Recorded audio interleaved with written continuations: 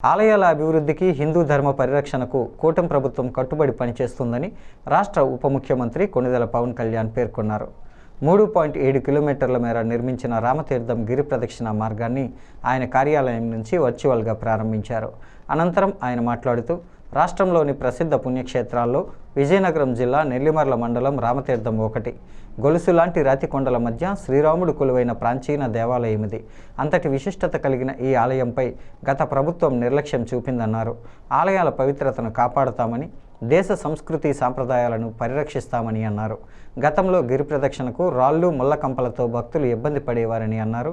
భక్తులు చెప్పడంతో అధికారం చేపట్టగానే బాధ్యతను భుజాన వేసుకొని నిర్మించామన్నారు.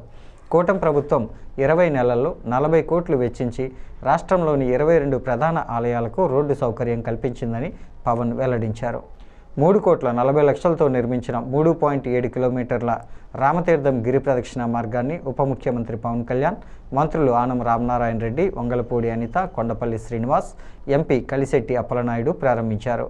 ఎమ్మెల్యేలు లోకం మాధవి, పుష్పాటి, అదితి గజపతిరాజు దీన్ని భక్తులకు అంకితమిచ్చారు. కూటమి ప్రభుత్వం అధికారంలోకి వచ్చిన తర్వాత ఆలయాల పవిత్రతను కాపాడే చర్యల్లో భాగంగా గడిచిన 20 నెలల కాలంలో ఉపాధి హామీ పథకం, పంచాయతీరాజ్ శాసక నిధుల నుంచి దాదాపు 40 కోట్ల రూపాయలు పైగా వెచ్చించి 22 ప్రధాన ఆలయాలకి రోడ్లు వసతి కల్పించాం.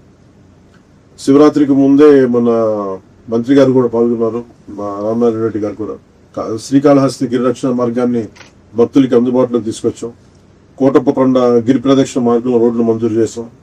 ఈ రోజున రాముల వారి భక్తుల కోసం రామతీర్థం గిరి ప్రదక్షిణ రోడ్డుని అందుబాటులో తీసుకొచ్చాం. రాముల వారికి విగ్రహానికి వారు శిరచ్ఛేదం చేస్తే చాలా మంది భక్తుల్లో నాకు కూడా చాలా బాధ కలిగించే పనైంది. ఆ రోజు జరిగిన దానికి చాలా బాధ కలిగింది. కానీ ఈ రోజున ఈ రూపంలో స్వామికి సేవ చేసుకునే భాగ్యం కలగడం చాలా చాలా అదృష్టంగా భావిస్తున్నాను. గౌరవ ముఖ్యమంత్రి శ్రీ చంద్రబాబు నాయుడు గారికి, కూటమి ప్రభుత్వంలోని నాయకులందరికీ కూడా నా మనస్ఫూర్తిగా కృతజ్ఞతలు తెలియజేస్తాను. మన సాంప్రదాయాలను గౌరవించే కూటమి ప్రభుత్వం, మన సంస్కృతిని పరిరక్షించే కూటమి ప్రభుత్వం, ఆలయాల పవిత్రతను కాపాడే కూటమి ప్రభుత్వం మనస్ఫూర్తిగా భక్తుల మనోభావాలను కూడా అర్థం చేసుకుంటుంది, గౌరవిస్తుంది.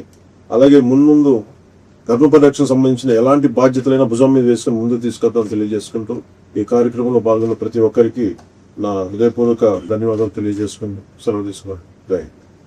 జై శ్రీ.